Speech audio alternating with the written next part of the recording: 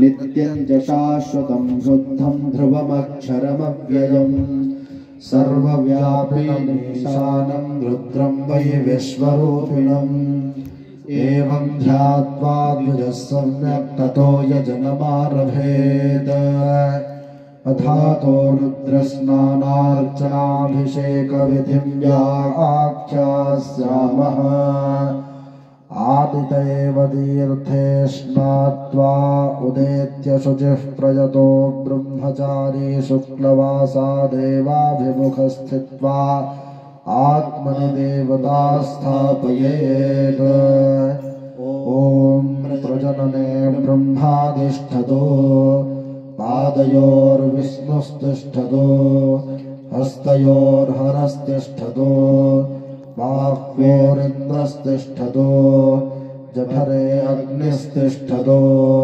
हृदये शिवस्तिष्ठतो कण्ठे वसवस्तिष्ठन्तो वक्त्रे सरस्वती तिष्ठतो नासिकयोर्वायुस्तिष्ठतो नयनयोश्चन्द्रादित्यौ तिष्ठेताम् कर्णयोरश्विनौ तिष्ठेताम् ललाटे रुद्रास्तिष्ठन्तो मूर्ध्न्यादित्यास्तिष्ठन्तो शिरसि महादेवस्तिष्ठतो शिखायां वामदेवस्तिष्ठतो पृष्ठे पिनाके तिष्ठतो पुरतः शूले तिष्ठतो पार्श्वयोश्वा शङ्करौ तिष्ठेताम् सर्वतो वायुस्तिष्ठतो ततो बहिः सर्वतोऽग्निर्ज्वालामालाः परिवृतास्तिष्ठतो सर्वेष्वङ्गेषु सर्वा देवता यथा स्थानं तिष्ठन्तो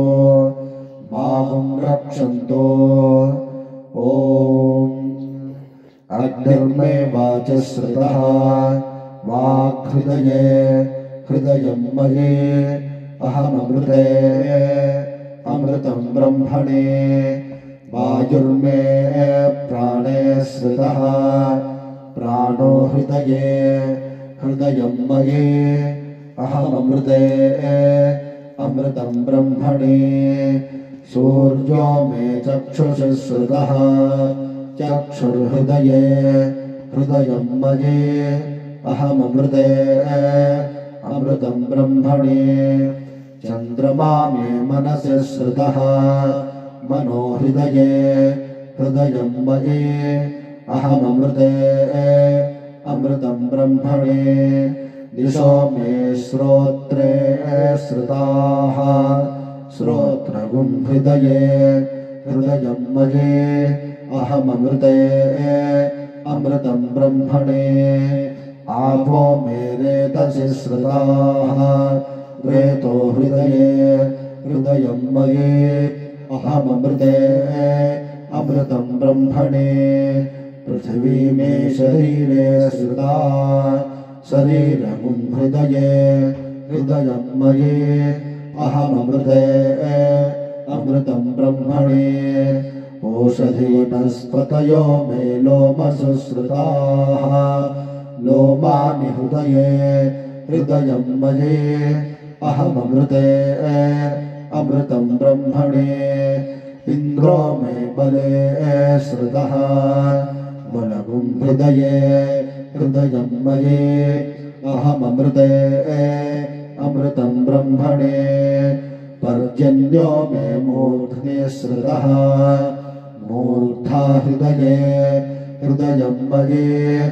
अहममृते अमृतं ब्रह्मणे ईशानो मे मन्यौ श्रुतः मन्युर्हृदये हृदयं मये अहममृते अमृतं ब्रह्मणे आत्मा आत्मनि श्रुतः आत्मा हृदये हृदयं मये अहममृते अमृतं ब्रह्मणे पुनर्म आत्मा पुनरायुरागात् पुनः प्राणः पुनराकूतमागात्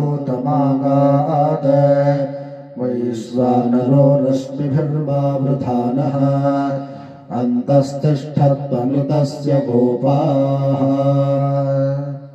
ॐ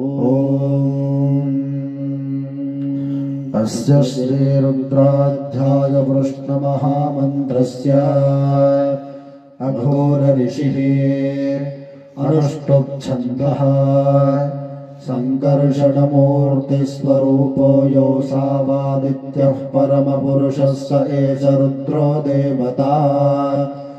नमः शिवायेति बीजम् शिवतरायेति शक्तिः महादेवायेति कीलकम् श्रीसाम्ब सदाशिवप्रसादसिद्ध्यर्थे जपे विनियोगः।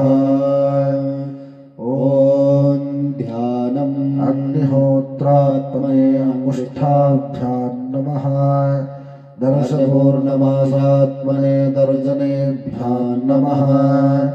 चातुर्मास्यात्मने मध्यमाभ्यां नमः। निरूढपशुबन्धात्मने अनामिकाभ्यां नमः।